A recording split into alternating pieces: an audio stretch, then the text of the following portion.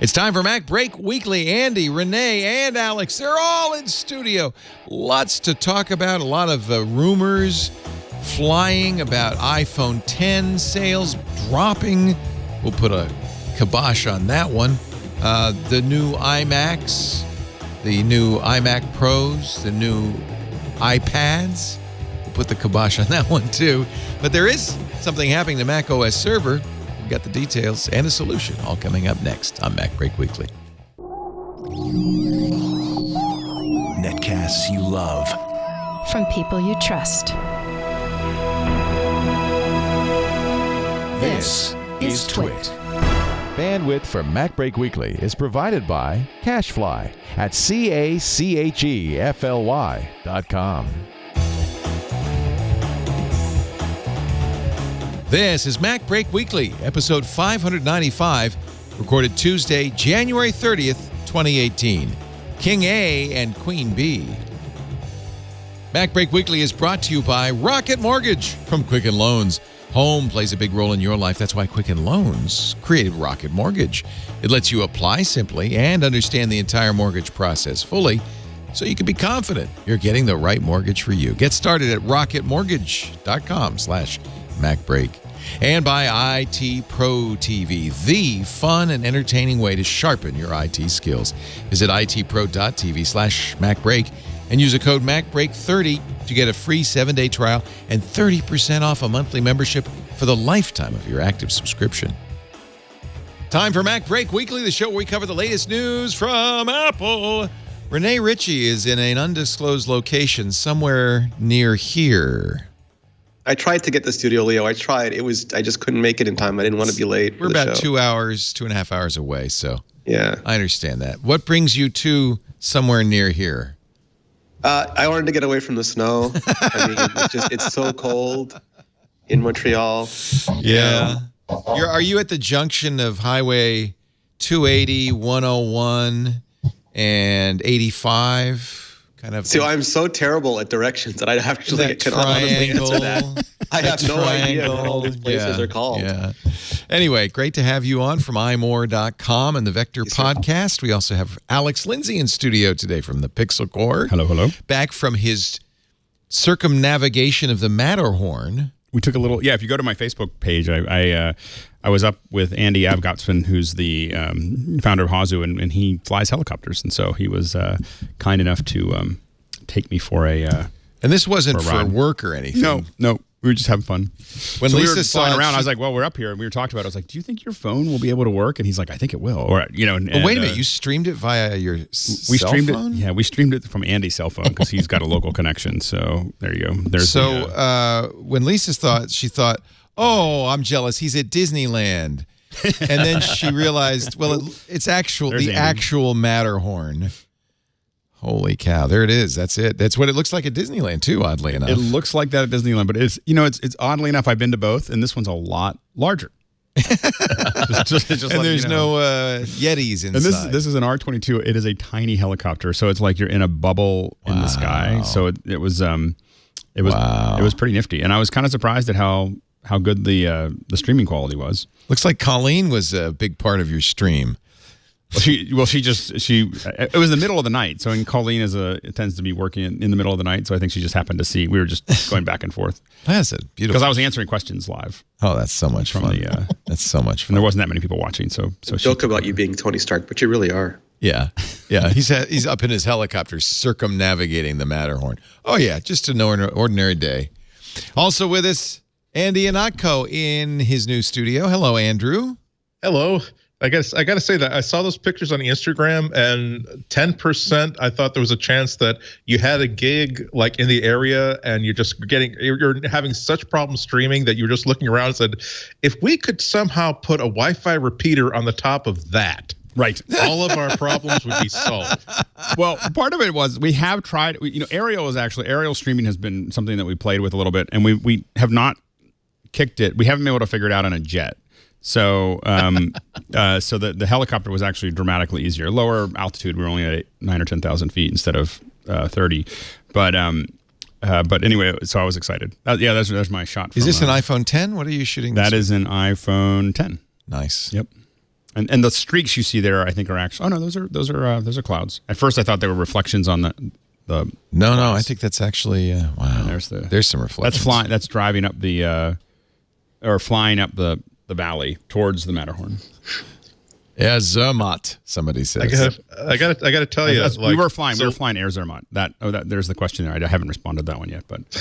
Yeah. So last week the highlight was Rene's picture of himself with Tim Cook. This week the highlight is the Instagram picture of Alex over the Matterhorn. You're really goading me to bring my A game for Instagram for next week. It's got to be more than squirrels, Andy. It's got to be me and Beyonce, or me actually suited up inside the neutral buoyancy tank at NASA. Or both. I got 6 days to make this happen. Okay, Andy, we're waiting. So let's debunk, or maybe not. So we've been talking about, and I think debunking rumors that the iPhone X supply was weak. Rumors from Digitimes and other supply chains, KGI, that Apple was disappointed with the sales. That now it's coming from the Wall Street Journal. Apple to cut iPhone X production in the face of weak demand. They're quoting people familiar with the matter saying that instead of 40 million iPhones, Apple plans to make 20 million this quarter. That's a 50% drop. Other people, according to the Wall Street Journal, familiar with the iPhone supply chain, said Apple had cut orders for components used in the iPhone X by 60%.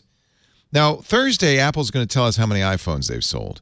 Yep. They won't break it down by 8s and 10s and 7s, and I guess you could still buy a 6S's. We'll have to do ASP math to do that, Leo. Is this credible, Rene? It is. So anything is absolutely credible, and I prefer stories like this that have actual reporters' names on them and sourcing and things, because all too often, even the Wall Street Journal, even Nikkei, even NBC will post up these unattributed, unnamed, really bizarre, Apple has increased, decreased this supplier, Apple has cut, increased orders, and that always smells to me of stock manipulation. And, I don't think media should ever be a tool of financial analysts or Wall Street people aiming to cover their shorts or their buys or anything like that. But also, we see these stories so freaking every year at this time. And once in a while, they're true, and most often they're not. And then we see a story saying that Apple didn't really do this, or Apple actually cut orders at this supplier but brought on this other supplier. And in a year past, Tim Cook has strongly cautioned investors that they shouldn't follow these things too closely, because what Apple does with any one supplier or any one set of orders is generally not reflective of what they're doing with the overall business. And one of the important things to me is that, like, these are all cool and interesting stories and people flock to them, but there's a lot of people who either lose or make a lot of money based on these stories. And we should say up front, this is not a show for investors. This is not a show by analysts. This is, and frankly, I don't judge technology by how well it sells or how poorly it sells. Totally. When I said the Apple Watch was a flop, people said, but Leo, it's selling like crazy. And I said that, but I'm not talking about it flop financially. I'm talking about it as a technical product. And by the way, I've revised my opinion. The Series 3 has completely turned that around from my point of view. However, that's the point, is we're talking about end users buying products and whether this product is worth buying. So the only thing that would be relevant about this story, it's not a financial story for us, is there something wrong with the iPhone X that consumers are rejecting? And the first thing you'd look at is cost. Yeah, cost and the other models, because Apple put out 3 flagship models. It's the first time ever Apple's had all of these models for sale at the same time. And I think you could also perhaps point to Face ID. And I hear this from a lot of people saying, I like Touch ID. I'm not convinced in Face ID. And even people who have iPhone X are saying, yeah, maybe it's not as good as Face ID. And then third and final factor might be the size of the screen, which is slightly smaller than a plus sized. And so you're sacrificing a little screen real estate because of the bars at the top. It's kind of narrow too. Yeah. What I'm hearing from a lot of people is that it was just hard to differentiate between what they're getting with the iPhone X and what they're getting with the iPhone 8. And then you realize that these are people who are considering upgrading from an iPhone 7. I think that in retrospect, it might have been more interesting if they went for really here's the ceramic case. Here is the solid 18 karat gold case that it comes in. Not that's ridiculous, but the idea of here's what you're getting. Here is something really distinctive you're getting for the extra $1,000 that doesn't require a technology demo, doesn't require thousands and thousands of words of columnists explaining how Face ID works. Here is something where hold one in your hand, hold the other one in your hand. If you had the capability of spending $1,000 for, again, the version of this phone with the AM/FM radio, no air conditioning, would you get that? That would lead you to get that instead of even spending $1,000 for the iPhone 8, but with all the bells and whistles on it. I just think that as impressive as the iPhone 10 is, I just don't think they managed to create a package that appealed to those people in the way that it needed to get that extra couple $100. It's interesting to see that. We sometimes say that, oh well, Apple people are, they're that's where all the money is. Those are the people who are the really exclusive budgeted buyers. But it turns out they're just as sensitive to price as anybody else. It's not, they may have $1,000 to spend, but they're not going to throw away $200 on a phone if they don't know what they're going to get for it. I have to say, I purely industrial design, I think it's beautiful. Yeah, I like the stainless steel. Edge. I think it's a gorgeous phone. I'm very happy with the iPhone 10, but I'm less price sensitive than the average bear because I got to buy it no matter what. And I think for me, the only things that I find difficult are sometimes quitting apps that don't want to, like, now you don't have that hardware. Like, I'm going to push this down. I like the new UI though. Oh no, I like the new UI. I really like swiping up. I like swiping. But there are side to times side. there are some apps that don't properly support it. Don't give you something to grab onto, and it becomes like this thing to get out of them. And the second one is like if you want to take picture. I take a lot of pictures of. And it seems like this hit and miss thing about when I hit the two buttons, whether it's actually going to take a picture or it's going to go to sleep. There are a few, and there are so, a few issues with So there's the mechanical switches. Yeah. But other than that, it's definitely. I mean, obviously the best phone I've ever had. I mean, I think the pictures are great. It's kind of a fetish object for me. Yeah, it's I mean, honestly, it's more emotional than technical. It's more. And actually, I do like the UI. I feel like that's a good UI going overall. forward. I love the UI. It's just a couple little but you're right, things, and you can't blame Apple for that. That's really apps probably not taking advantage. You see, still to this day, I'll get app updates that say now works with the iPhone 10, and I said, well, it didn't work before. Well, and it's confusing sometimes. Like Google Maps, when you swipe up, it doesn't take you home. It intercepts that and brings up the information box. Right. And then people don't realize you have to swipe up again to get back to home. They just think it's broken. Yeah. So it's hard to, they have their own paradigms, and sometimes they collide with Apple's. So because this is byline by Yuko Kubota in Beijing and Trip Mickle in San Francisco, because it's the Wall Street Journal, we're going to give this some credence, right? I mean, yeah. Now, how much of it is that Apple orders a bunch of stuff up front and doesn't it usually drop the number of components it buys in the second quarter? I think that what Apple is incredibly good at is managing their supply chain. Right. So they're going to tell everybody, make as much as you possibly can. We're gonna have all have of to these fill as far, demand. and then what you're going to want to do is you're going to want to immediately stop that if you, as soon as you know that you can coast for this number of months on what they're producing, you definitely want everybody ramping to 100%. I hope this means that starting next month or maybe by the late spring, if you go to Adafruit, they'll suddenly have an influx of 3D mobile cameras with certain logos scraped off of them at a really good price. Yeah. We actually know that in fact does happen. I talked to somebody who makes a sensor in here that's very important for the Face ID, and they're making 50% more now than Apple's buying because they've created a demand. They've got the price down, they've got the production yields up, and now there's a demand. And there's now seasons and when you can buy some of these chips that you can't buy them. I was talking to a manufacturer who had three little components in their hardware, and they literally had to wait until the iPhone run before they were able to build their product. You know? Yeah. Now that's as sophisticated and as expensive as these companies get. we don't realize, you sometimes forget that this is a factory that has a capability that is booked well in advance, and they have scheduled 3.5 months as though it's a Broadway theater. Okay, great. 3.5 years in advance, you've booked this theater for 3.5 months. But after we will be manufacturing other things before that and other things after that. So if you may lose the ability to get this kind of a screw or this kind of a lens or this kind of an assembly out of this factory after this date. So why not hedge your bets and make sure you have more components? Because if you're not going to use them in manufacturing, you can just put them in the repair chain. You'll use them somewhere. Right. But remember the IPS panels where they were so expensive, and then Apple just put them in every iMac and they put them in every LED display, and then after that, everyone started being able to afford IPS panels, and it does that because it can order so many of the same thing at one time that really ramps up the production for everybody. Do you remember the Hewlett Packard, was it the Playbook or the BookPad or whatever? I forget what it's called. But I was trying to figure out what to do with mine because Book, I think, right? Yeah, something like that. But it was like one of those wave as soon as everybody got the Slate. The Slate, yeah, the first wave of tablets after the iPad came out, and I was looking at what to do with it because this is the mark of failure that I note in a manufacturer when it's like, okay, well, my loan period for this thing is up.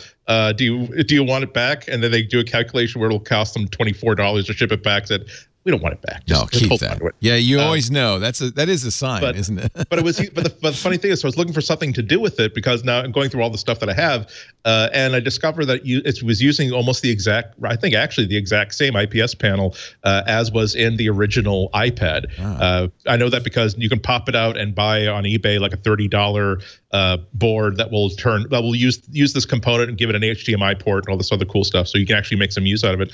But I was surprised that enough of these components were floating around that HP could make at least 10,000 of these things based on that same panel technology. So do we think that maybe the fact that rumor says, pretty good rumor from people like Mark Gurman, there'll be 2 new iPhone 10 style iPhones, one less expensive LCD based, one larger OLED based in the fall. Does that have something to do with the calculus people are making? I'll stick with if I had an iPhone 7, I might say, yeah, that's fine. I'm going to wait till this fall and I'll get the bigger iPhone 10. Maybe? I think $1,000 is a really big deal. It's the price. I really think that was it. Yeah. And I think that all these features are going to be hugely successful once they migrate down into the usual $650 to $850, $900 iPhones. Even the $900 one, I think more people can tell themselves, well, I'm going to spend an extra $100, $200. This is going to be my big splash. Once you self-identify as someone who is willing to spend $1,000 or more on a phone, it's sort of like the hump you have to get over when you get your first tattoo. Now, once I do this, I will be someone who has gotten a tattoo. For good or for bad, I'll have to redefine myself as someone who's willing to spend that much money on a base model phone. I'm still curious because every time there's a launch, I usually go to one of the big flagship stores for the launch, and then I go to a bunch of local stores and I ask the people buying it, like, is it expensive?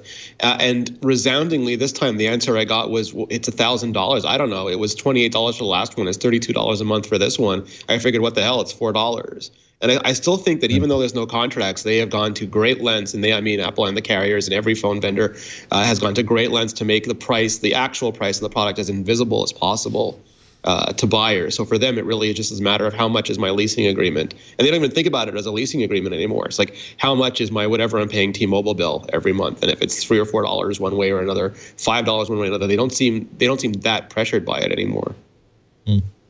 I wonder if also if Apple had let's say a 1-week return policy instead of a 2-week return policy, if you had or let's say a month-long return policy, I think what bit a lot of people was the differences in how you use this phone versus what they were familiar with for the past 10 years on their existing iPhone with a physical clicky home button, and they see that 2 weeks staring. They now have 48 hours left to decide: am I going to get used to this in the next 2 weeks, or is it time for me to bail and go back to my old phone or switch or downgrade to an iPhone 8? It's a huge jump. I mean, I have the 7 is what I take internationally because it's got T-Mobile, and then my AT&T or whatever's on my 10, and going back and forth constantly is almost as hard as going back and forth to Android. Yeah. It's like where you're just like, well, what is it doing now?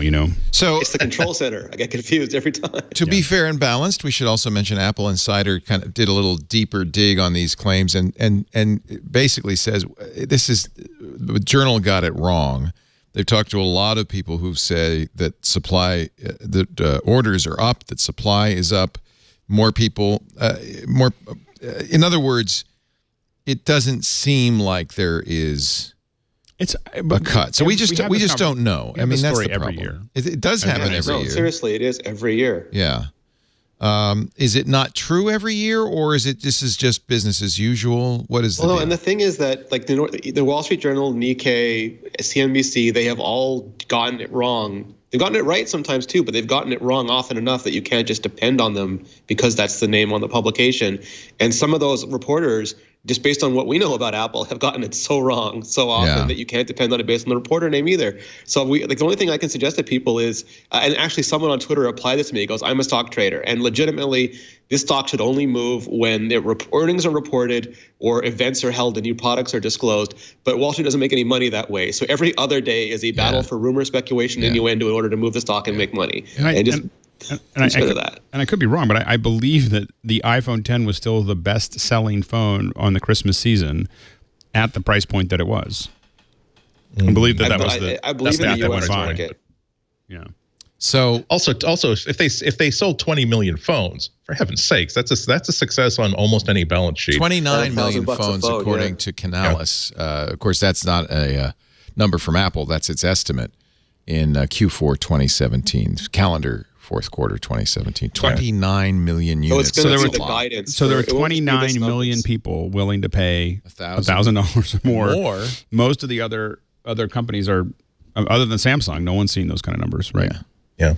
And it'll be just the numbers this year, but also the guidance they give next quarter that'll be really telling, because if they guide sharply down, then we'll know that the product is trending down. So usually Apple does its results on Tuesday, and Rene has to run out the door early, but you get a little break. Thursday, we'll get the actual numbers, at least some numbers from Apple and some. And people like Neil Seibert are really good at breaking down what the ASP is and what that means for the mix. What's ASP stand for? The average selling price. So you can determine, because there's a range of iPhones, depending on what the average selling price is.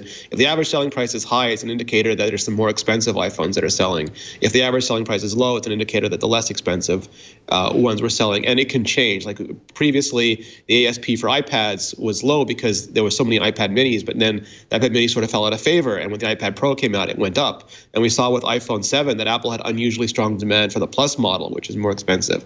So it went up. And very, very rarely Tim Cook will answer that if there's like a really good answer. Like he'll say iPhone 7 Plus had exceedingly strong demand, stronger than anticipated demand. Most often he won't, but people are really good at sort of taking that ASP, running the math, and figuring out, okay, there's only 7 or 8 possible ways to get to this number, and these are the more likely ones. So we think the mix is like this. So the HomePod ordering began on Friday. Immediately ordered a space gray model. It looks like you can still get it. In fact, you can still get it delivered on February 9th. That means they're not selling out. It's also 3 countries.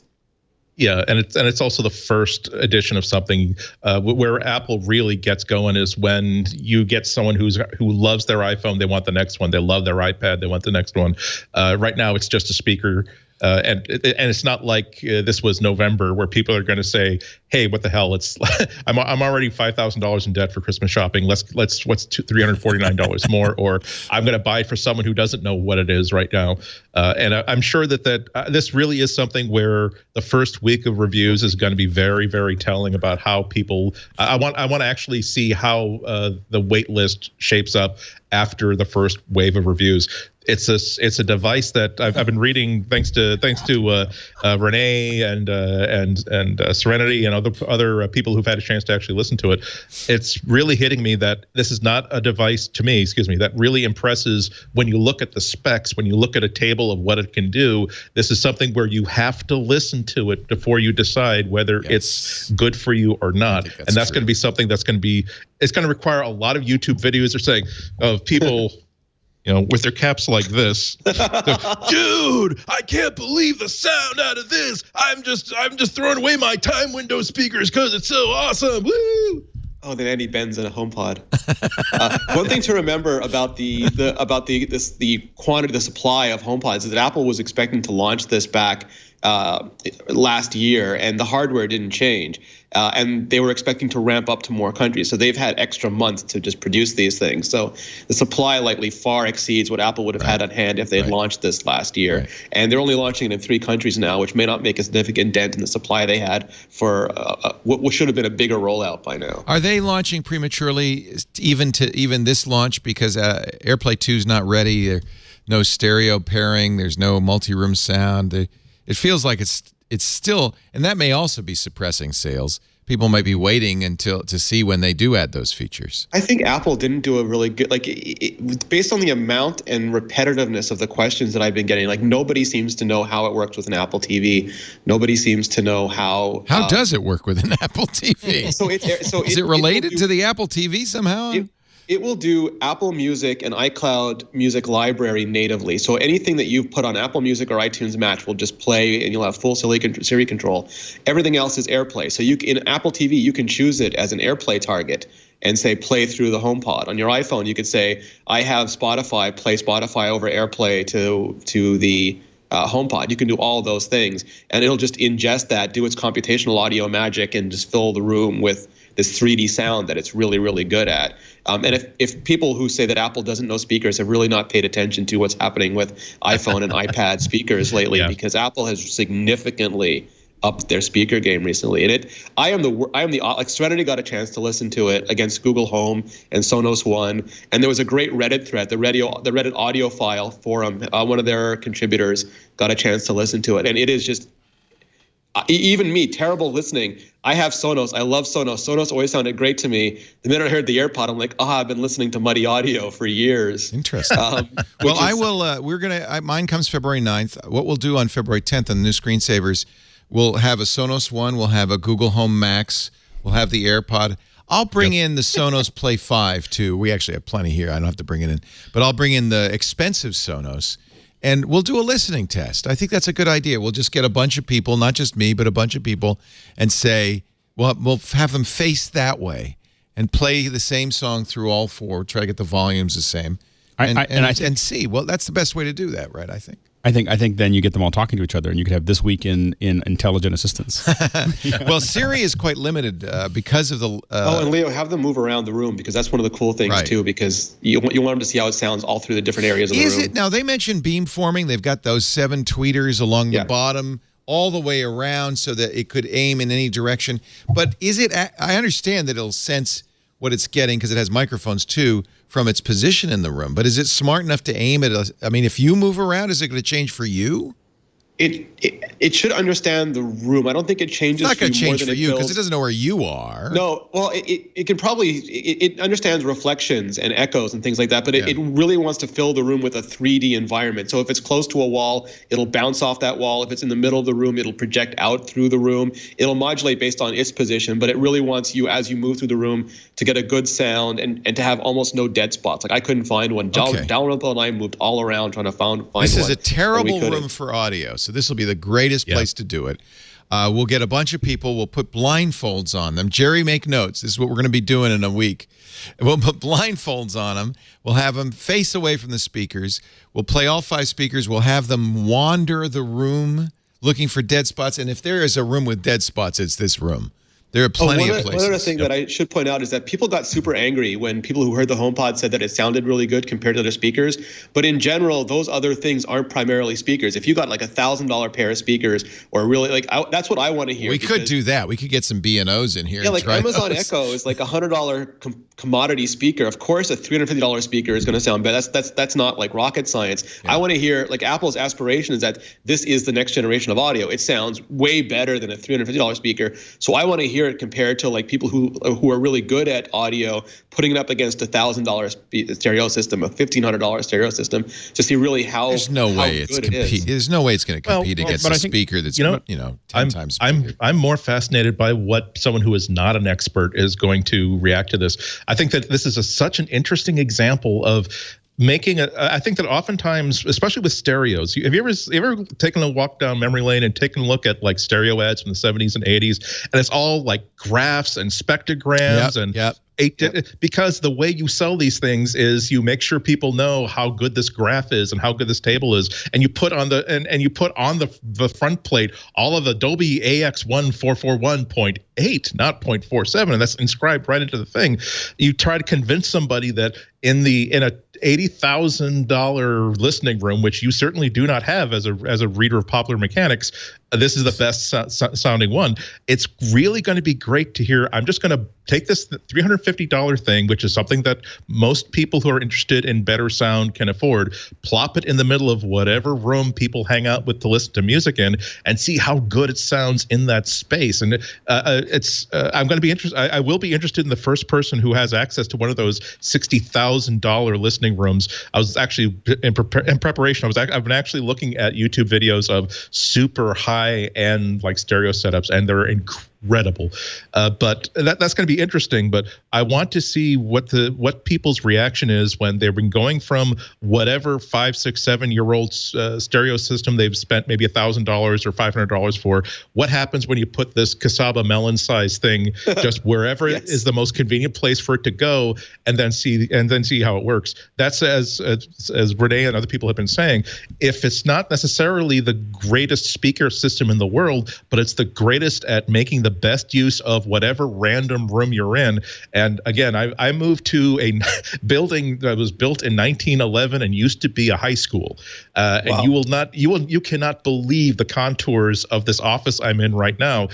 This is not an ideal listening spot. It's almost a waste of money to buy a $10,000 stereo system because it just bounces off in so many directions. That's why my listening test spot is going to be, yes, in the living room where I have the good stereo, but definitely in here. I think that if the Apple device can really shine here, boy, Apple has got something. I'm really excited to test it out. I've been looking for a reason to buy one of these Devialet Phantoms, the $3,000 or $2,000 speaker, the French. These are single speakers. I have 2 words for you. What? Do it. Because that's okay. I mean, honestly, if you're going to compare apples to apples, not by price, but by, this is a single speaker. You can do this pairing, of course, and all that stuff. That audiophiles are raving over this. This is, to me, is like the ultimate in I think crazy. you need to get the one with the titanium tweeter. Well, that's only $3,000. I know. You think titanium is a better tweeter? I think it must be. And they made it sound like it's something extra. Because I think if you really wanted to test this, you would want to test it against the Devialet. Oh, yeah. Yeah. Go for it. I can't justify it. It's like, should I jump off that cliff? Yeah. You guys aren't really a good. You'll survive. See, Lisa can unplug my Skype, but Alex is in the room. So I would say though, if you hired enough good audio engineers, really good audio engineers, and you said to them, your task is to take this any audio engineer will tell you, it's a speaker that's too small to give really deep bass and good sound. And we want to give you computer modeling algorithms. Right. We want to give you the ability to sweeten it. Well, and I think to make it sound better. I think that we haven't really fully explored that realm. I think that software could make computation exactly. Computational audio is going to be something computational photography. Exactly. Yep. This is the beginning, but I don't think it's the end. But I do think and I've had in my day some pretty nice speakers in the house, but I had to build the room for it because otherwise it wasn't worth having them. And so but you can get speakers now things like Odyssey that tune the speakers. Yeah, totally. And I do that with my home theater whenever I set But the question is that going to be available for $300? That's the big thing is no, actually Sonos, I don't know how good it is, but they have a technology built into Sonos speakers that tune the speakers. Well, it'll be interesting to see if they're comparable to what we're seeing here. I think that's the... Boy, I wish I had the money to buy this. The audio file on Reddit said that Sonos One was about 80% of HomePod to him. See, and I don't think the Sonos One sounds particularly good. It's okay for a speaker of that size, but it's not impressive by any means. There's a lot of people. I think the difference is how phone cameras, as of 2 or 3 years ago, really kicked the butt of traditional cameras. There's such a thing as good enough. Honestly, there are people that I completely agree. I want this affordable device with one button that I press the button, and it takes a really good picture. It's okay if you photo wonks like Andy Notko can zoom in and say, oh, but look at the noise and the shadow. Oh, look at the purple banding and this highlight. So it works great for me. It's the best pictures I've ever taken. And I take it out of my pocket, I press a button, it works. I think that's what we're going to be seeing with speakers right now. Right. Actually, can I ask a question of later on? Can I ask a question of Rene? I'm interested in what happens when. I'm sorry, I interrupt. I will ask it later if I have time. There's a question that I have not seen anywhere that I've not got a response to that from official sources yet. Well, now that Andy has teased us, I'm going to pause for a station identification. Perfect. Oh, so Nako is such a pro. What a pro. I have no idea what he's talking about. Coming up after the commercial break. You want to know what this wonderful question is? It feels like you couldn't really just buy one of these. You should buy two of them. I think you should buy 6. Oh, you can. I can't buy one, so... Yeah, this is the gold Phantom with the titanium tweeter. Oh, yeah. It's the stupidest looking speaker. You sure that's not a spaceship? It looks like a spaceship. It's very French. It looks like the first suppository speaker. It's a little bigger than that. To buy the speaker. Talk about playing the music out of your... 14 hertz to 27 kilohertz. That's more than your ear. Achète-moi, Leo. Achète-moi.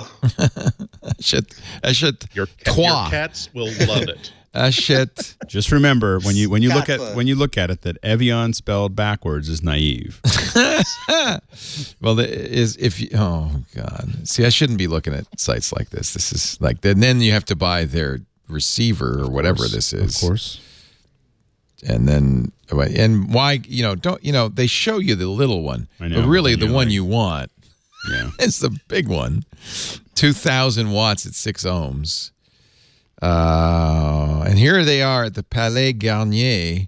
Looks like there's 100 of them. Dun, dun, Jeez dun, dun. Louise. Let's do some math. That's 5, 10, 18, 19. There's 19 DVLAs. That is $38,000 worth of weirdo Bluetooth. There's a good review. We will watch on YouTube of the DVLA. You know who I do know one person who owns one. Loic Lemur. Oh, there you go. He would be the guy that would be the guy that would own him. He's French. Mm-hmm. He's rich. He's insanely wealthy. He's insanely wealthy, and he likes good music. Wow.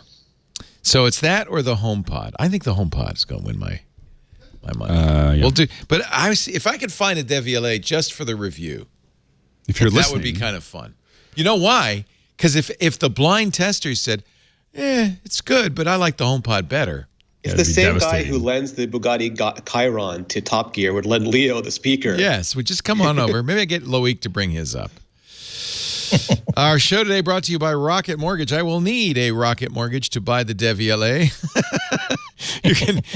If you're buying a new house, if you're not, Loic, you're probably not writing a check. You're getting a mortgage. This, by the way, may be the last time to get a great home loan rate at a refi because the rates they just went up 3 times, I think, in the last few weeks.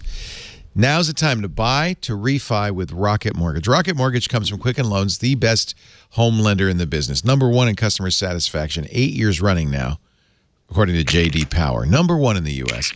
They also, they're a cool company. They're very technologically literate. Dan Gilbert and his crew, know that geeks, if there's anything about geeks, they don't want to go to a bank to apply for a home loan. And after that, this next worst thing is going into the attic or the basement to go through papers to find your bank statements from 4 years ago or your pay stubs from your last job or any of that stuff. We don't want to do that. We want to do it all on our phones. And that's what Rocket Mortgage is all about. You can do it all online. You'll apply simply, and then you'll understand exactly, fully what you're being offered, and then you can mortgage confidently with Rocket Mortgage. Whether it's your first home or your 10th, Rocket Mortgage makes it easy. You could literally do this on your phone without going to get some paperwork. You can answer all the questions they need to know, the basics. Because they have trusted partners in all the financial institutions, they can get all the other information they need based on your income, assets, and credit. They crunch the numbers. They offer you the loans for which you qualify. Great rates. You choose the rate. You choose the term. You choose the down payment, and then you mortgage with confidence. That's how it works. It's easy. RocketMortgage.com/MacBreak. Get started right now so you'll be ready when it's time to buy that new home or refi. RocketMortgage.com/MacBreak. equalhousinglenderlicensed.com/MacBreak. You can begin the process without actually getting the loan, so that then it's even faster. I mean, with all of this, just takes minutes. It's amazing.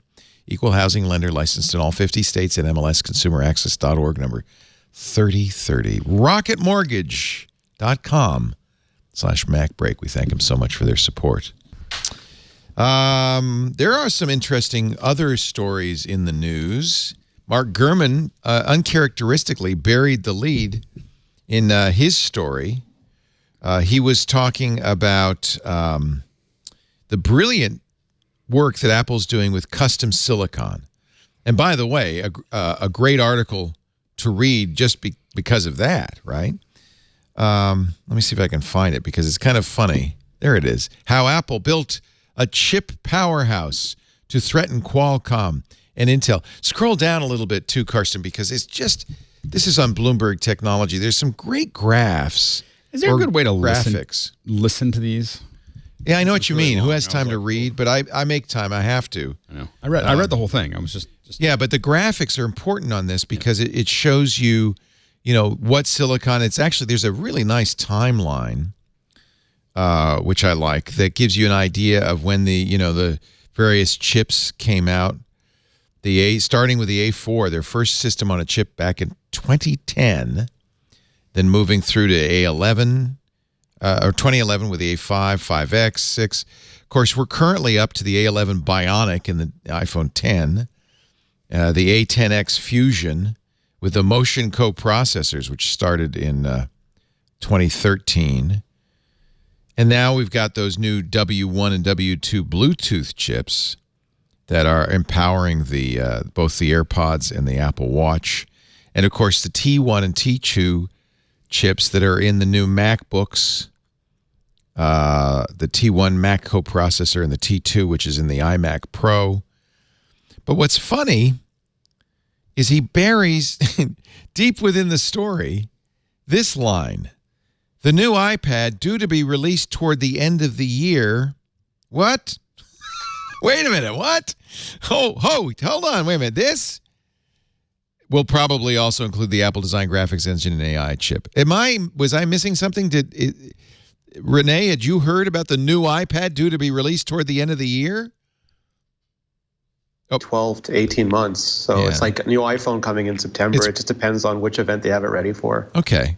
I mean, yeah, usually they come out in October right after the new iPhone, but okay. If he said it was going to be a triangle, then my jaw would drop. But I feel like he kind of has a timeline in his head. And then next paragraph, so far only 2 Mac lines include custom Apple processors, as we mentioned, the MacBook Pro with Touch Bar and the iMac Pro. Apple is working, he says, on at least 3 updated Mac models with custom coprocessors for release as soon as this year, including updated laptops and a new desktop. Yeah, the new Mac Pro. That's got to be the Mac Pro as soon as this year.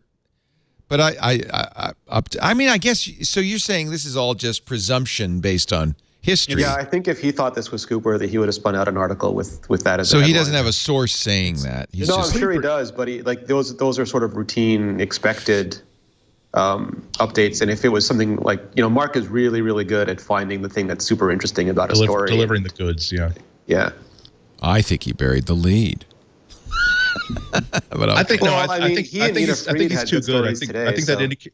I think he put that piece of information where he thought it merited being placed. He's a really good professional. So I wouldn't. Okay. I don't think he'd make a mistake like that. Okay, but for those of us who are normals, as interesting as this custom silicon is, I've been thinking, when should I?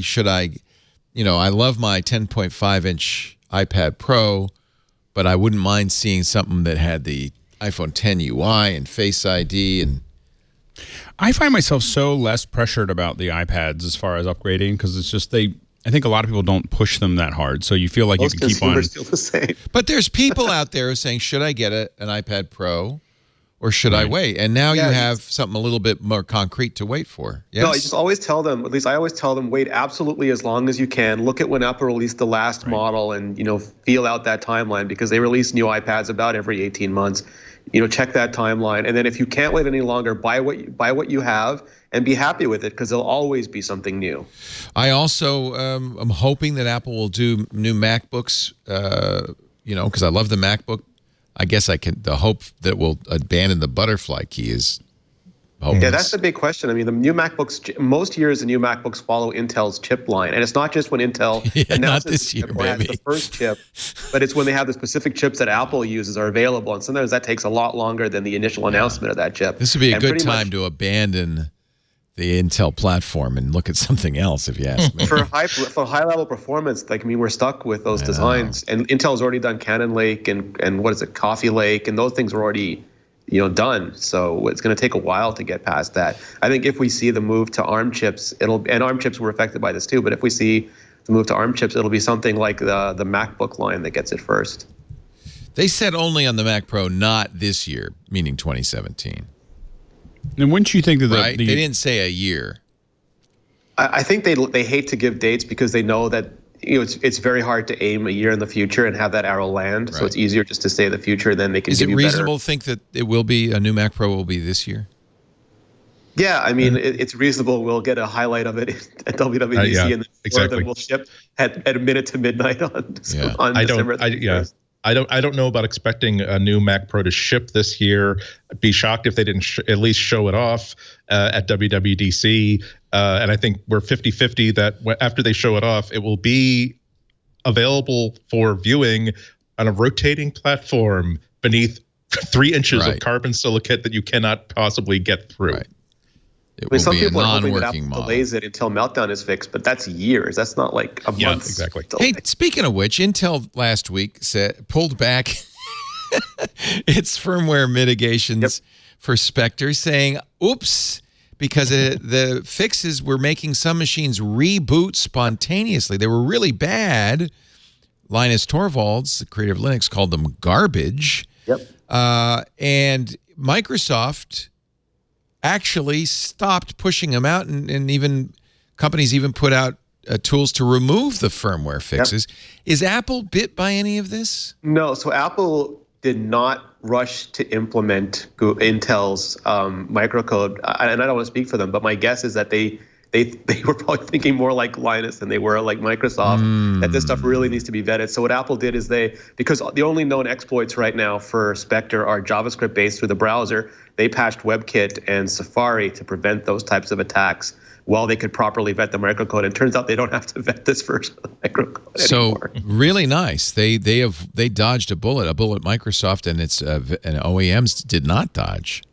Yeah, I mean, some people think that they're slow, but they are really careful about those sorts of things. Yeah. Does the T1 chip have any effect on the security based on those exploits? Those chips aren't well, the T1 and T2 aren't affected by it because they're not primary processing units. No, but nor do they protect you. They don't protect you at all. No. They're not involved in processing. They're protecting a secure enclave. They're doing the fingerprint reading. Right. I didn't think so, but I just wanted to make sure. They're doing interesting things. The T2 does weird things in the iMac Pro. We were talking about this a couple of weeks ago, like manage the memory chips. It replaces the memory controller. Yeah, all the controllers.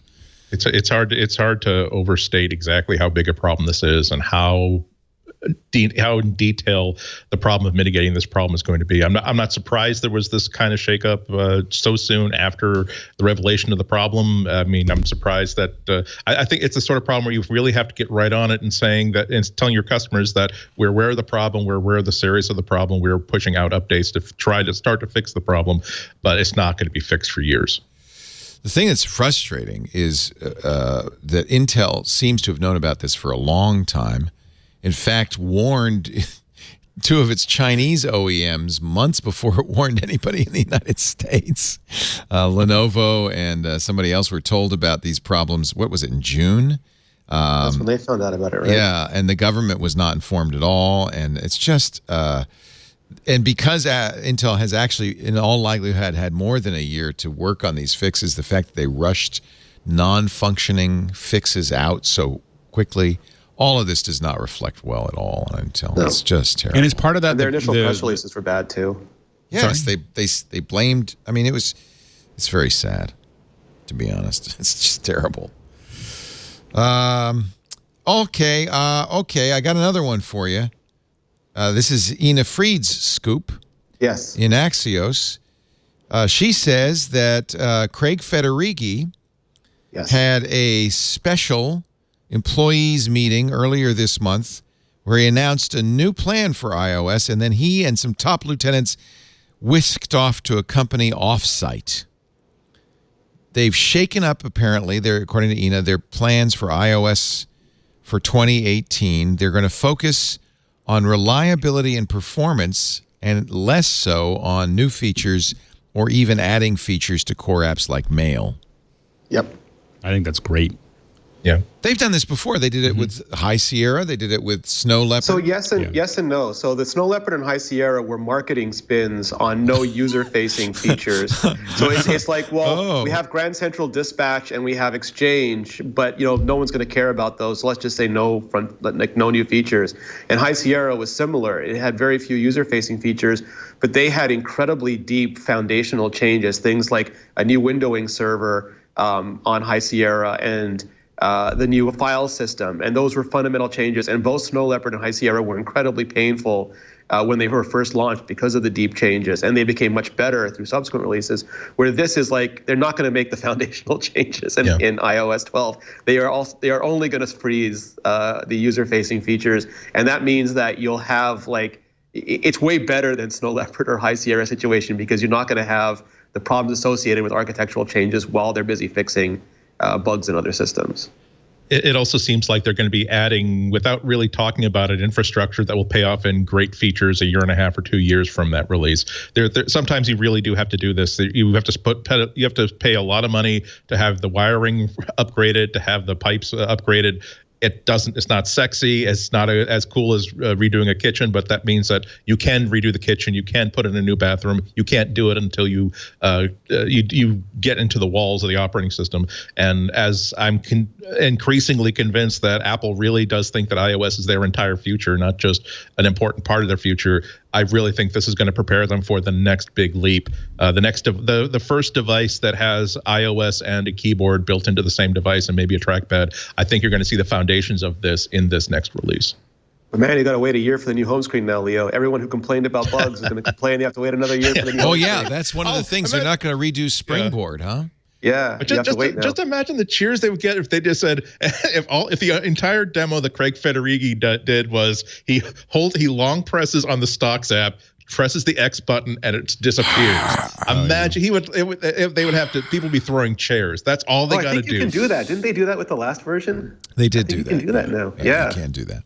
But it doesn't really delete it. It just takes it. No, now it does. So the last year they would hide it, and then you could re-show it in the App Store. But now you can actually get rid of it. It's actually gone. Yeah. I took it off. I took it off mine. According to Leo, before you go on, what's really funny is one of the biggest complaints we get on Android Central is a lack of a built-in stock app on Android. You can't win. Oh, criminy. You can't win, can you? I never asked that question that I wanted to ask Rene about HomePod. Oh yeah. Oh, what's your question? There are a lot of people thinking. I wanted to ask, since it seems as though everything has to stream from Apple, either through iCloud or through Apple Music. Are we going to notice a difference between the uncompressed Apple lossless files that I've got on I would play directly from my server through iTunes, and the stuff that the compressed stuff I'm going to be streaming from Cupertino? So I'm not an audiophile, so I'm probably the worst person to answer this. But and also, people say they hear a difference, but a lot of people can't tell a difference over 256, whatever it is. They see it's about kilobits per second anyway. So I think it's more data for the HomePod, but I don't know if someone like me would be able to tell a difference. So I'm curious for someone who actually could to hear it. But it should just be treated as better data for the HomePod than the compressed stuff. Okay.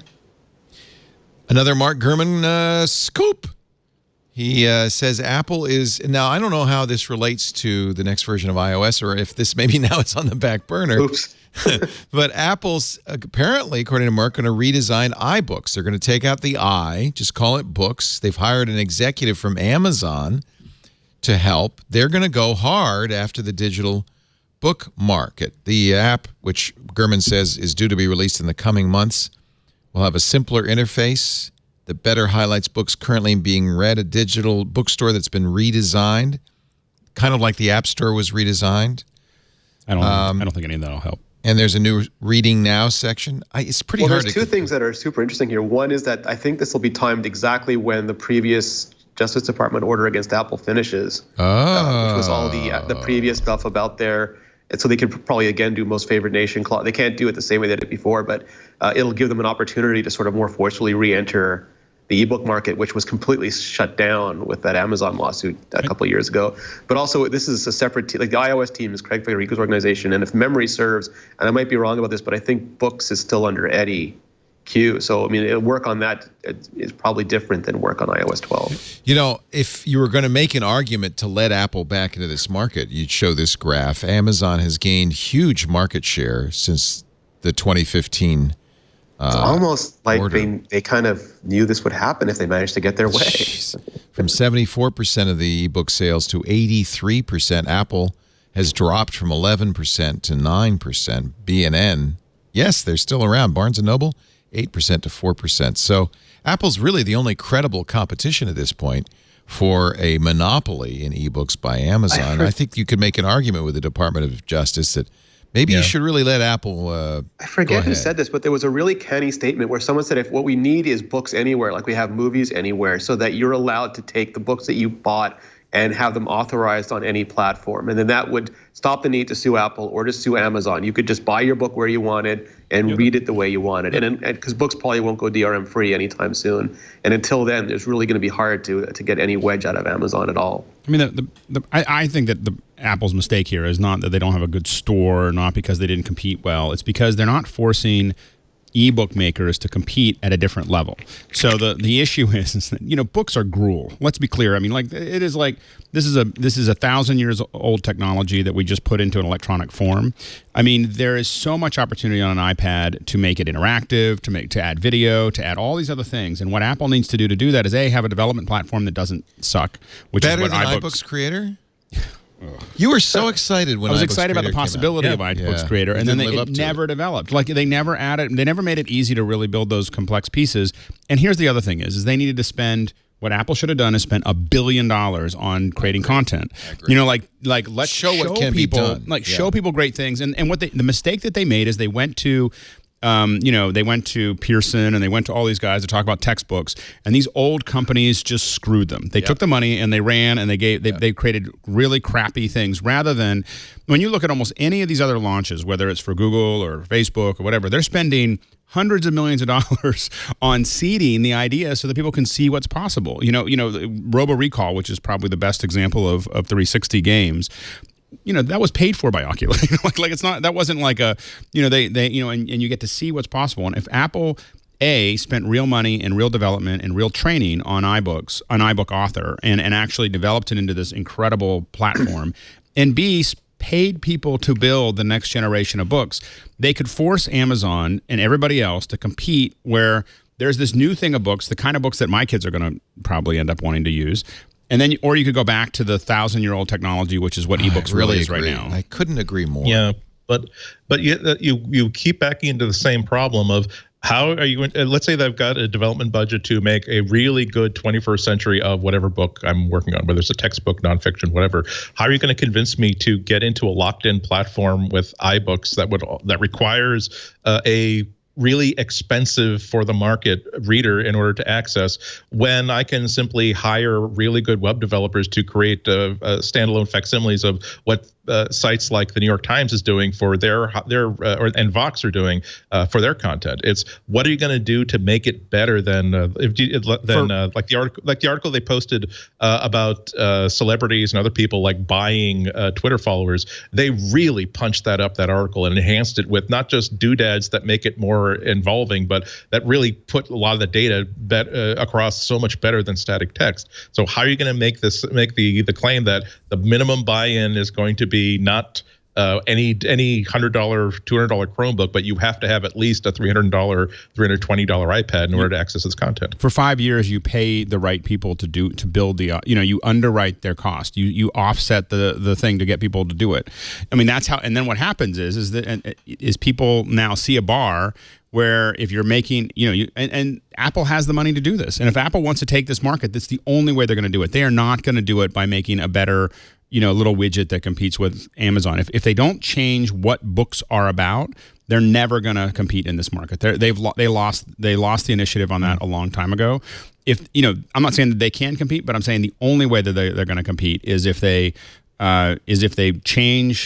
literally just change the playing field somewhere else, and that's it's a new that's going to medium, cost, and recognize that, and that's going to cost billions, and they have billions to do that. And the thing is they, you look at Netflix. Netflix takes every vertical. They're not trying to make sure that you watch all of their shows. They're looking at everything from cooking to this to this to this, and they fill all those spaces really effectively. And the thing is that and they're paying for that. They're not hoping that people are going to come up with that. And it started off a little rocky, but now they're knocking it out of the park. And the thing is that in all of these companies, when they launch a new product, what they do is they seed it. They spend lots and lots of money. And Apple, the same thing with this is the same problem I think that they're having with HomeKit. Is Apple thinks that they should just build it and everyone will come, because they do a lot, that works. But for something where they've lost the initiative or they don't have that they're not the first ones, I think that they need to pay their way in by developing lots of content that gets to a point where you're kind of embarrassed if it's just a book. But that'll take billions of dollars at this point to catch up. But I think that would make, a huge difference. The article Andy was referring to was the article New York Times did about the follower factor. And watch as I scroll through it for those of you watching on video. This is what you were talking about, right, Andy? Is just really interesting way they've made this more than just a newspaper article. These are people's faces, and it's a long article. When you get to the bottom, they're providing scatter graphs of the rate at which certain accounts are attracting followers and how you can absolutely see the spikes of when they were buying 25,000 followers or buying 100,000 followers. So it's not just that. That's a really nice header that those transitions between pictures that get you kind of interested. But look at how it's explaining how these bots work. As you drag through it, that's what I'm getting at. I guess there's been Times it's a whole department just doing this stuff. But I would say, and I agree that if Apple had been sort of investing in that sort of stuff, even if they were able to say you need the Safari browser for now, at some point, wink, wink, we will open source it so you can put it into any browser with a plugin. But I have a problem. I don't know how I would convince somebody to do an iBook instead of a really, really rich web app. I also don't know at this point how I would convince someone to buy an iBook as opposed to buying a Kindle book. I hate monopolies, but the fact is, for me subjectively, I even actively recommend people don't buy iBooks and don't buy a Google Book, because you got the keys to the kingdom if you buy this as a Kindle. If all you're going to do is text, absolutely, it is a complete waste of time. And what they have in the New York Times here, this is about 15% of where it could go. I mean, I think that Elements, which is an app that was developed very early on in the iPad thing, is like 60% of where you should be able to go with an interactive app. And the problem is the development tools for those kinds of things are really hard, and they could be easier. They could be drag and drop. They could be, a lot of other things. And I think that there is so much that this could go into is changing the paradigm of what we look at, because text is, it's a highly efficient compression technology that requires a lot of, CPU power on the encode and the decode, and so the thing is that and it's old. I mean, it's 1,000 years old, and this is a little better than that. But when you're talking about adding movies, when you're talking about 3D animations, when you're talking about, and again, Elements, the app was probably the closest to that. And I bought it as soon as it came out and was excited about it, but still really developing neat. You still had to use Xcode to build that, and you could not build that with, and you should be able to build Elements specifically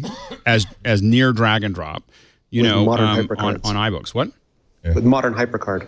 Yeah. Yeah, that's kind of what it is, isn't it? The next generation of HyperCard. But Apple has to change that paradigm, or they have no chance. You're absolutely correct. No one should. I buy all my books on Kindle, because if it's just going to be books, I'm not going to commit to anything. And so I use iBooks primarily to save all the PDFs of all the tech manuals. I for buy every everywhere book, because there's some of the books are still region locked in certain platforms to certain countries, and I have to go hunting and finding them. It didn't occur to me until this moment that when you write the history of Microsoft, you have to write a big section about how their inability to see the importance of mobile just cut them off at the knees for whatever they could have done for their next big leap. I think that with Apple, their inability to see the value of what they had in HyperCard and hypertext, if they had just simply said, guess what, you guys get your own building, you can put your own pirate flag over it, just keep developing HyperCard, like keep developing hypertext. And QuickTime VR and interactive QuickTime. Yeah, I mean they could have been so ready for HTML. They could have been so ready for the web. Basically, we would have forgotten that it would have been just like all the subroutine calls. All the library calls start with NS because we forget that it stands for next step. We will we don't know. People wonder well, why are we calling this text view a card? Well, because because it all started with HyperCard. You're using HyperCard version 113 in 2018. I still, metaphorically weep for the death of what would even today be an amazing communication and distribution and development tool. I mean, the tools that we built into QuickTime, where you could actually select items and have them pop up and show you extra videos and have multiple layers and all of those things that got all stripped out of QuickTime, are still things that I can't easily do anywhere else, and they were way ahead of that. And I think that definitely gave up too early. But again, I think that in this case, there's so much that's possible, and it's so exciting, and it's just still so difficult to build those tools. And I think that there are a lot there. I mean, with Final Cut being what it is and Motion being what it is, those are all things that are development tools. And I think that the idea of iBooks, in some ways, it might be why Apple spends so much money on continuing to, evolve those products, and why they don't just, I mean, they've made plenty of money. They make plenty of money every year to pay for the engineering team, so it's not that big of a deal. But it seems like an odd thing that they keep this video thing over here. But from a development perspective, I think it makes a lot of sense. They just have to build the tools to do that. And again, they have to pay people to do it. That's how you get people off the ground, is you spend billions of dollars paying people to produce content until it gets off. It's called priming the pump. Timely article yesterday in Bloomberg Business Week by Shira Ovid. The iPad lost years for Apple's media partners. She even starts by saying Apple is revamping its digital bookstore in another attempt to take on Amazon's dominance. I can't help thinking, what if? Exactly as we've been talking about, the missed opportunity. She also points out that a number of publishers lost their shirt, including News Corp, right? Remember? The Daily, and the parent companies of Esquire Magazine, Fortune, Better Homes and Gardens, created a joint venture to do iPad magazine subscriptions. And in hindsight, it was a waste, and Jobs led them all on a costly detour. I don't know if you can blame their failings on they were Steve okay. Jobs. I mean, all of those were okay, too. I mean, they were still like web designers. I agree. Applying their gear. It wasn't like rethinking. It wasn't the way innovative. You do this. No, Yeah. Or they printed were PDFs that were just shoveled onto the iPad. If you watched the Grammys on Sunday night, you saw the return of Animoji Karaoke. and a credit to Harry McCracken for inventing this. I learned about an artist named Childish Gambino from watching the Grammys. This is the Apple ad. Although I noticed it's at the end it says AT&T, so I wonder if it's an Apple ad or an AT&T ad. dual buy. Dual buy? Marketing dollars? We've got aliens, unicorns. Now, by the way, as they say in the fine print, sort of thing. you can't really do this with Animoji. Yeah. It only records 10 seconds at a time. You need the Can. open It just source takes a lot of work. studio. And you need a lot of video editors working all around the clock to produce this effect. There's robot heads and kitty cats and pandas and pigs all singing. If you watch this on acid, it would be awesome. I think I am not on that I acid. know. I'm Yeah. having a flashback for sure. It's all in the alien's eyeball. And they also did Migos Culture, which was up for Best Rap Album. Here's a dog doing the rap. And a little Animoji poop helping out on the side. It's a great ad. I hope that they're communicating that this isn't something that a multi-billion-dollar company spent hundreds of millions of dollars to produce. This is you staring into your phone and goofing with your friends.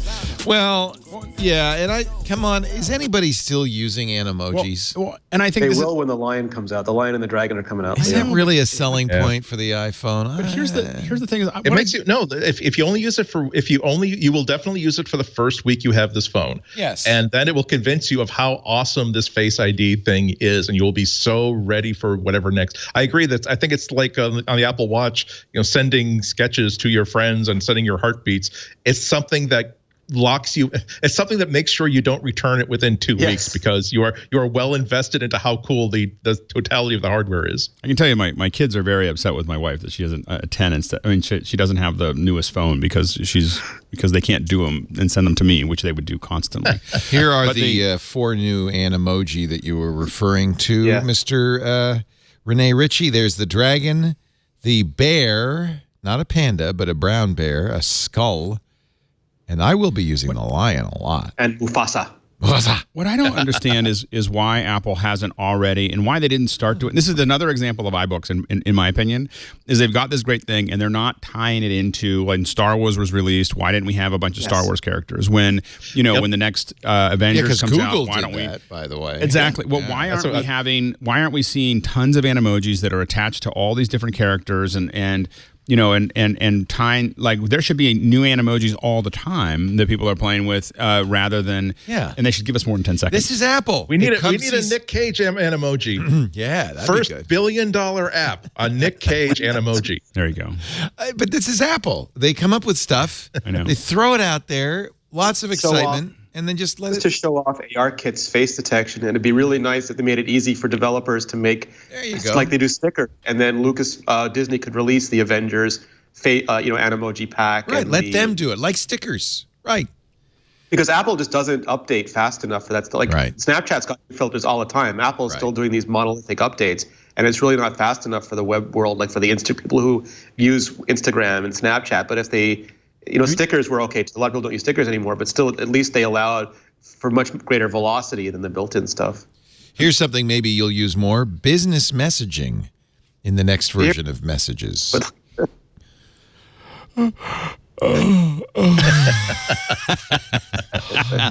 Well placed. Can't wait to message with Lowe's about my new Health purchases. stuff is cool, though.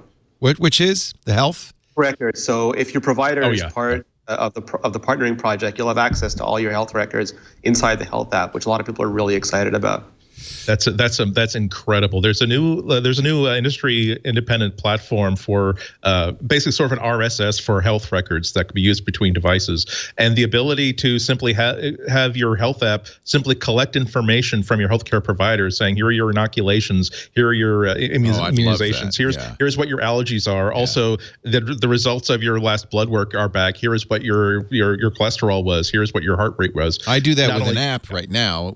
My provider Kaiser does that, but it'd be sure nice to have it all ported to Apple Health. And you know who is going to do it? By the way, this was actually, I think, one of the biggest stories of the day. It has nothing to do with Apple, but Amazon is partnering with Berkshire Hathaway and JP Morgan to create a health plan for their own employees, which I am convinced is a first shot at Amazon Health. That is the next arena Amazon would like to participate in, and it'll be a very tech-focused, of course, health solution. You want to take a percentage from every transaction in the world. That's a big one. Yeah. Wouldn't it be lovely if Amazon, instead of doing that, actually gave their employees, especially their warehouse workers, good benefits, job security? They weren't just on 3-month pay, 3-month contracts that make it impossible to go into full-time work. I love Amazon, but the thing that I dislike the most about them is how they handle their lowest paid workers, because I think that really defines how well they treat their customers. And I think that defines how well a company treats its customers. How well does it treat its own lowest paid employees? Right. Let's see. I think we got the Grammys, we got the HomePods, we got the Brazilian Carnival selfies. There's a new, even more original content coming from Apple, this time from Damien Chazelle, who, of course, was the director of La La Land.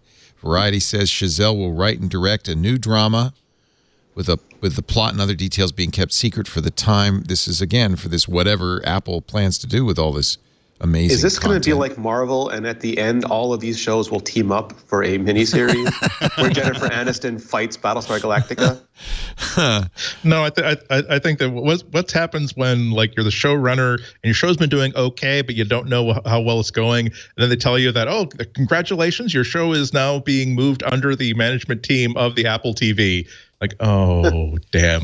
I was okay. We'll wrap up our storylines. all excited when I heard that Chazelle's doing a biopic of Neil Armstrong, the first man on the moon. It's called First Man. Until I found out he's cast Ryan Gosling as Neil Armstrong. Is it like there's like only 3 actors in Hollywood right now? It feels like Chris Pine, Chris Pratt, Jesus. and like there's in every movie. I think Chris Pratt would have made a good Neil. As long as they don't make Gosling sing again, I dance. I guess I'll be. And plus, all he right. might be a replicant.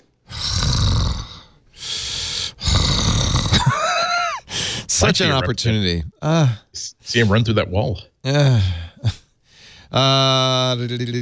a lot more of stuff, weird kind of stuff. Apple is killing FTP in the terminal in High Sierra, which is probably good. So they took macOS server and they moved a lot of the stuff that was really cool, like iCloud caching and things, into the main line of macOS. And for a lot of the services, what Apple used to do is take open source services, repackage them, put Apple GUI on them, and put them into the server. And I think it's become too much given the way the company is focusing its attention on mainstream customers. So they're now saying just go get that stuff directly from the open source community. They're updating it faster than we are. It's more secure than the versions we currently have. And some people are really upset about that because they appreciated Apple packaging it and giving it a GUI and all these things. But Apple just feels like they can't do the best job of that anymore. And they're going to focus server on things like iPad in the classroom administration and managing storage in production companies and the things that they find that their current customers are doing the most of. You know, and I think what I'd like them to get rid of is NS-URL session D.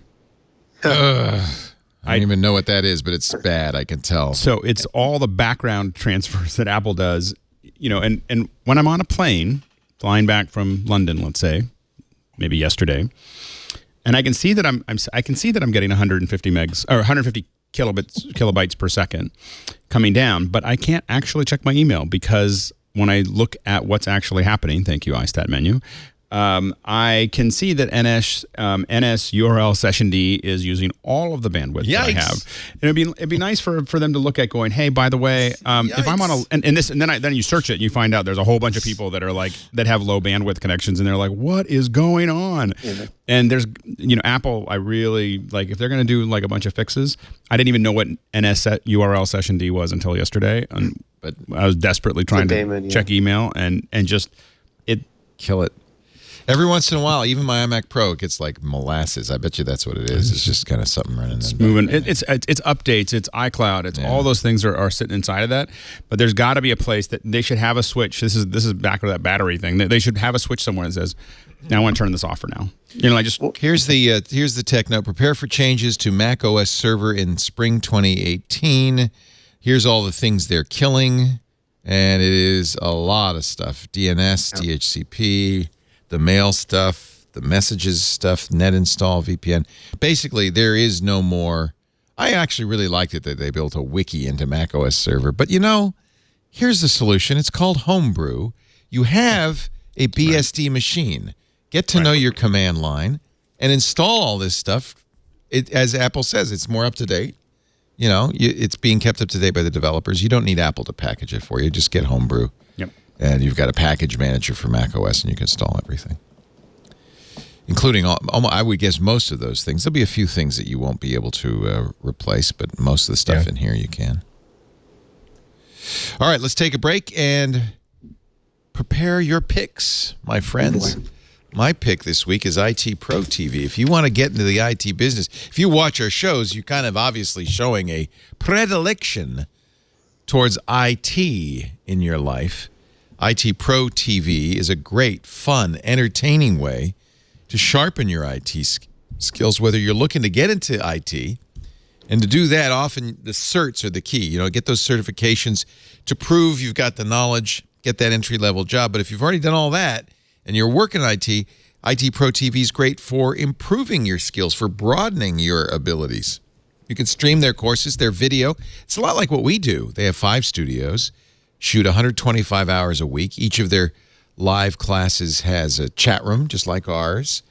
They also have now more than 3,000 hours of on-demand training in every possible area. Certified Ethical Hacker, Kali Linux, Linux security techniques, ITIL, the security search from ISC squared. So, I mean, security is a good area because see, it looks kind of like what we do. It's awesome. Tim and Don and the team, they've got some great trainers.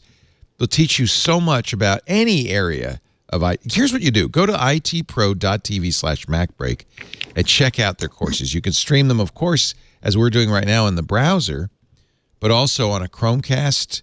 They have iOS and Android apps. They have Roku app, great Roku app, and Amazon Fire TV app, Apple TV. Yes, looks great. Watch it full screen on your big screen TV when you're getting ready for work. Get in the car, listen on your Android device on the way into work. When you get to work, stream it on your computer. Keep it going all day. By osmosis alone, you'll become a better IT professional. They also have a team solution. You can check it out for group pricing. That fabulous supervisor portal which lets you keep an eye on what people are studying and give them assignments and so forth.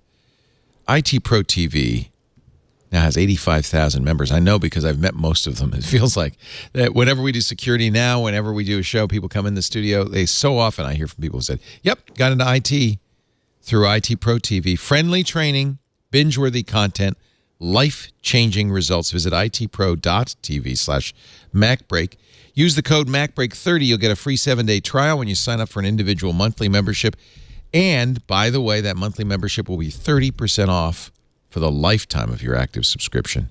They also have premium subscriptions, which include unlimited Transcender practice exams, virtual labs. You get a deal there, too, as low as $600 a year, which is a lot less than a technical school and probably twice as engaging. When you go to itpro.tv/MacBreak and use the code MacBreak30. And you can sign up for a demo of their team portal there, too, if you're interested in IT Pro TV for Teams. itpro.tv/MacBreak. Alex Lindsay is so funny. When we were talking about the HomePod, he went to order the HomePod, and his shopping cart was $9,000. I was like, what happened? There was something extra left over. When we were talking about pricing iMacs, I had priced out the almost iMac bought an iMac Pro. I almost hit go, and it was like I literally almost hit buy. And I'll give you a deal. You buy the by iMac accident, Pro, Alex? I'll buy the Devialet speaker. there we go. Wait, did Alex add a Red Raven by accident? Yeah, exactly. I have to say I love that iMac Pro, and I'm not challenging it in any way. I have your photos. I haven't done it yet. I will do that. All right. I meant to do it before today, but I'll do it before. I should send you a file for you to use. That way, it's exactly the same one. Good, do that. And then it just references. Put the same. that in the Dropbox you shared, and I will do that. Yeah, really, really cool. What do you got for us this week, Mr. Lindsay? Got two little ones. I like the first one. Yeah. So there's a FaceRig, which is, by the way, does not require your. You don't have to have an iPhone 10 to use this? You don't have an iPhone 10 to use this. So FaceRig is, I don't know where this is happening with FaceRig, but you can actually do, it's lots and lots of different, so you can have like lots of people. So you could send messages with you as... I don't know if you can send them over messages, Master but you can Chief. record them. But they have Donald Trump. They have, I think that, and what happens is it's a free download. And then, of course, you do what I do, which is you buy a whole bunch of faces and do a bunch of things. Oh, I want to do this. Is this for the iPhone? It's for the iPhone. And I guess it works on webcams as well and everything else. But you can send, it actually does about as good a job as the iPhone does on its own, except it's just lots of different characters that you can kind of play with. So given what we were talking about. They call it digital cosplay.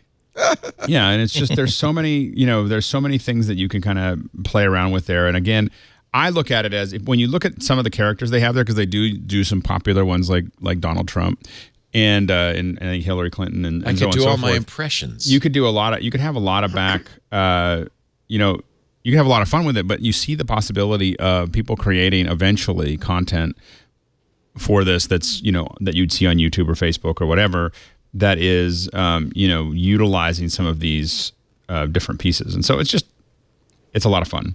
So it's free to get the basics. Yeah, and you then can play with it. Buy additional faces. Download it for free. It's a lot of fun, and then if you like it, you can add a bunch of faces to it. How much are the faces? Oh, they're like $1 here, $1 there. It's that typical, like, it's before you know it, you spent $20, and you're like, well, you got a whole bunch of things, and so, but so it's what happens. It's like, oh, I really want that one. I want that one, and so it's a fun little app. It says, remember to calibrate your neutral expression. Yes. So you're resting bitch face? It's the direction and everything else. Okay, day 1, login, 10 creds awarded. Okay, so this is calibrating my neutral. How do I do that? Hey, my name is Rocky Raccoon. I live in my room. That's cool. Anyway. It's really detailed. So much better than an Animoji. Right. Wow. There's a lot That's to amazing. That's a trademark violation of a trademark violation. That's 2 levels deep. 2 levels deep, baby. It's supposed to be Rocket Raccoon, but it's not. There you go. But then Rocket Raccoon was supposed to be Rocky Raccoon from the Beatles, but they had to change the name. There we go. That's inception of IP theft. So that's my neutral face. I don't know. Now let me see what else I can do here. So you got lots of got a kitty cat, put a tat. I got a cosplay blue hair girl, fairy. Ooh, what is that? Ooh, that's like a dragon. Oh, you do have to get the angles right. It doesn't do like angled, yeah. It does have to get that kind of. You have to get that like how you're going to keep. Oh, I could be a cheeseburger. Hey, eat me. Wait, is the cheese in the right position? Yes, it is. It is. It's in the wrong position. It's the rightish. There's 2 layers of cheese, one glued to the top one. There's some French fries for eyebrows. I don't know what my eyes are. Olives? Olives? Yeah. Ah, very nice. FaceRig. This is the most fun I've had in years. I know. I downloaded Why don't you have it. I don't. coleslaw hair? That's what it looks like when a cheeseburger smiles. I want like FaceRig for hands. Only we'll put like you put you're bored during dinner, so you put olives on your fingertips or bugles. It'll just like automatically make you look like you're bored during dinner. You know what? This is good because you could do this, post it on Instagram, and and then people will go, "Where can I get that Snapchat filter?" Exactly. Throw them off. I'm doing an elephant. Okay, you said you had 2. Oh, the second one I probably shouldn't recommend, but it was a little too much fun. Is Goat Simulator. Have you seen Goat Simulator? Yes. Yep. Oh my gosh. Stop playing. You just run around running into people with a goat. Yeah, basically. There's a whole bunch of them now. Like a variety of goat simulators. Yeah. Anyway, you feel a little like you shouldn't do this, but it's still fun. So I swear to God, if I were giving a class on like iOS or mobile app development, the first 10 minutes would be just running through Goat Simulator and then ending with, now realize that there was no indication whatsoever that this app could possibly be any kind of success, and yet it is. Right. This is the environment you're trying to put yourself into with weeks and weeks of training right now. So just keep that in mind. If you think that this is you've got a business plan for a wonderful app that you're going to take right to Shark Tank. Well, my whole thing is it's really buggy and it kind of works some of the time and it's kind of frustrating to run around a little bit. But once you get good at it, it's just kind of fun. But it's always fun. It sometimes doesn't work, but it's always fun. That's good. Exactly. Sorry, I'm still playing. And I don't know I don't know what any of the points are for or anything else. I just run around and just hit people, and as they get up, I hit them one again. app? Sorry? Why can't Alex? Yes, why can't these two I want to be a goat app? face in Goat Simulator. Oh my gosh! Yeah, if you could have your own face doing it while it's and the big key is being able to do the jumping hit where you jump up and drop the horns and then you could have a facial expression as you did it. I think that'd be great. I think you're naturally making that facial when you're doing it. You're like, So anyway, so great. Andy Nako, your pick of the week, sir. Mine is more of a secondhand recommendation, so it's going to be kind of quick. It's Clip Studio Paint. I had lunch with a friend of mine who is a professional artist, And he couldn't stop praising this app. You'll recognize it as from the makers of Manga Studio, which is another name you hear about a lot from professional artists who use styluses on the desktop and on mobile devices. But he was praising this particularly because he said he had gone through pretty much every iPad Pro app for art, and some of them are good, some of them are bad. But the one thing they all had in common was, what happens when you are no longer on a book tour and now you're back at the studio? What do you do with the work that you created here? And the answer for most of the other apps is you export it as a Photoshop file or something, and then you use that as the underdrawing for whatever you're really going to do once you get back to the studio. He said that the ability to simply pick up where I left off on the iPad Pro on the Mac with my pressure sensitive tablet is just perfect. So I don't know. I have no ability to test that, but after having lunch with them, I looked around and saw a lot of people saying the same things. And I do recognize that art tools are an amazingly subjective call. But if you are a professional artist who can afford to spend real money on art tools, and one of your big complaints has been, I'm sick of spending 8 hours perfecting something on the iPad and then having to spend 4 hours just getting it into a position where I could use it in my desktop workflow, Clip Studio Paint might be the thing to look for. You do get a 30-day free trial on the desktop app. I think a 60-day free trial, a 6-month free trial on the iPad app. So that'll give you a lot of time to figure out whether it's going to be worth depending on the version, you get the $50 or the $220 for the real thing. So as every good every art app for the Mac and the iPad, the demo pics look amazing, and I'm sure I could draw exactly like this if I only bought this app. But like I said, there's enough consensus that makes it's worth my giving it the Andy Ihnatko. I have not tried it myself, but people who are smarter than me about this thing like this seal of, well, not approval, but I'm okay passing this along. Thank you, Andrew. Thank you. Oh, sir. And now Rene Ritchie. Hello, Rene. That's it all. I too have a couple of picks. The first one is just absurd. A good friend and colleague of mine, Derek Kessler, who some people might remember as the previous editor of WebOS Nation, well, that was still a thing, and he still works for Mobile Nations now, but he got a phone call or an email or something telling him that he had won $2 million and a Mercedes. Of course. But they just needed a little bit of money from him to help them get there, to give him his prizes. And he managed to stretch that out into 3 weeks of just pure Twitter entertainment. He invented a fake persona called Steve Trevor. And he is a very good graphic designer and artist. And I don't want to spoil it for anybody, but they called him incessantly. They texted him. They had him try to mail them things. They tried to convince him to hawk family heirlooms. It went on and on for 2 to 3 weeks. And it's just tailing off now. But if you have an hour and a cup of coffee, this is a phenomenal way to just enjoy Twitter for an evening. And I can't stress enough just how well he played this particular scenario. Just riveting real-time entertainment stuff. Wow. Amazing. Not Brandon was the antagonist in this story. And Steve Trevor, his license does look, in fact, exactly like Christopher Pine, so it's all perfectly done. My other pick is Logic Pro 10 version 10.4, which just came out. And the release notes for it are a thing of beauty. So I put a link instead of to the main website page, but to the release note page. And the reception to this that I've seen on a bunch of the forums is just outstanding. Logic Pro, they put a lot of effort into it, and they brought over the Smart Tempo engine from Music Memos on the iPhone, which lets you just throw a bunch of disparate audio at it, and it'll figure out the tempo. It's got new plugins like Chromaverb, which uses color to sort of indicate the different things. It's got a vintage, I forget what they're called, not filters, amps. It's way too technical for me, but it's just got a ton of features, a ton of new loops. And I understand that loops are like the emoji of audio. I don't know how that works, but people are just super happy whenever there's new loops. And it's got new drums, and they fixed a ton of bugs. They list a lot of the bugs that they fixed, and there's just a ton of stuff in there. And if you're a fan of Logic Pro, it's, I think, the 20th free update since they moved to the Logic 10 platform. That's amazing. It really is amazing. Yeah.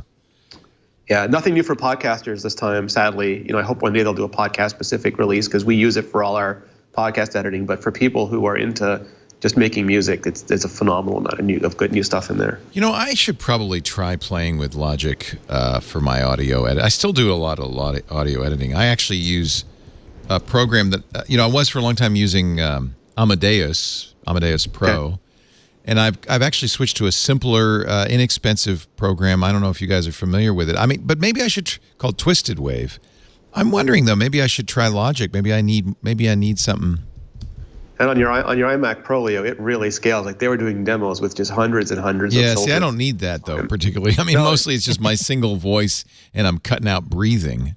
So for something like that, Twisted Wave is probably there's a great feature that Jason Snell taught me called Strip Silence, where it just takes the audio track, pulls out anything that's below a certain. You can set the threshold, and then you can very easily move the stuff around, like the little modules that are left around. Yeah, actually, Twisted Wave does that also. Okay. And he told me he uses Isotope for that too, which is another. But Isotope has a lot of really good audio, like to remove echo and to do a lot of cool stuff. Well, I bought Logic Pro ages ago. Yeah. Have a big drive if you want to download all the loops. That's gigabytes of stuff, but really well worth it, and especially given that one purchase many moons ago has paid off with 20 updates since. That's pretty impressive. Yeah, it's a really great team that works on it. We are out of time, but what a lot of fun this was. Thank you, Rene Ritchie from imore.com, just down the road a piece. Hi. Don't know what you're doing down there, but I hope you had a good Working time. on my tan. Will you tell us someday what you've learned? Absolutely. Okay. Rene is in the know. You'll find his work at imore.com. Don't forget the Great Vector podcast he does every day. I'm trying, yep. Close, getting there. Amazing. Thank you, sir. Thank you, Rene. Thank you, Andy Yanako, for joining us. As always, Andy is a professionally trained... I don't know. I should throw a word in there somewhere. That's okay. Well, I've been professionally trained by life. The School of Hard Knocks. He writes about technology, professionally trained journalist at the Chicago Sun-Times. You'll find his blog at cwob.com. And follow him on Instagram and Twitter and Flickr and all those places because he's got some great pictures and lots of good stuff to say. We already have, courtesy of Twitter, the first faked up picture of me and Beyonce on the International Space Station. So you are, squad goals and all that. So at least there are people who feel sympathy for my plight at having feeling like I have an inadequate Instagram for January. So did you do that while you were doing the show, or did some fan send that along to you? No, that was some fan. There was that's well, there you go. I like your smug, self-satisfied look as you stand there. Yeah, I'm here with Beyonce. Well, not impressed. When you're with Beyonce, you got to maintain your cool because I'm already at a huge disadvantage. She is. I think she's the only celebrity that I don't like. It's not like I have all her records. It's not as though like I have posters of her, but like her mere presence every time I see her, like at the on TV, like at the Met Ball or someplace, it's like it's amazing that she and I are made of essentially the same genetic material. It seems as though I'm looking at something. I am either 2 millennia behind or she's 2 millennia ahead. So I'd have to be. Thank you, James Clay, for that Photoshop of King A and Queen B. Mr. Alex Lindsay, I always love having you in studio. Thank you for coming up. Pleasure to be here. Pixelcore.com. Follow him on Facebook if you want to see his trip around the Matterhorn. Yeah, we did a little live stream, and nice. I'm posting more on this thing called Instagram that I hear is going to be all the rage. All the kids. The kids love it. They're loving it. Yeah.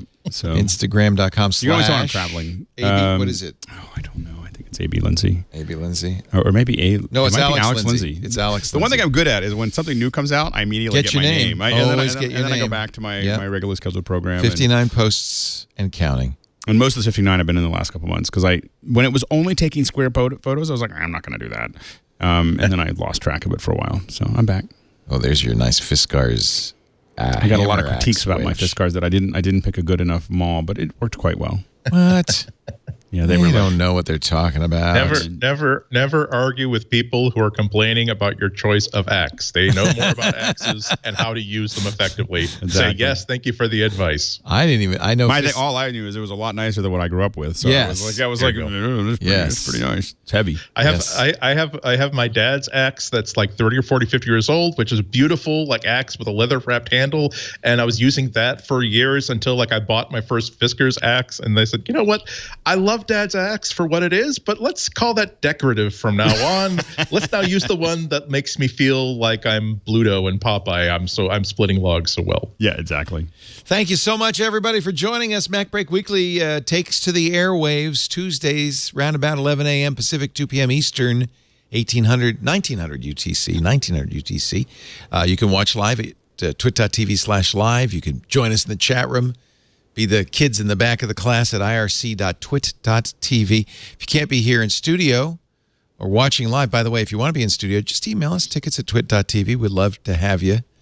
But if you can't do that, you can always download on-demand audio and video of every show we do at twit.tv. For this show, twit.tv/mbw. You should also subscribe. That way you'll get it automatically delivered to your phone or your tablet or your computer the minute it's ready, late Tuesday.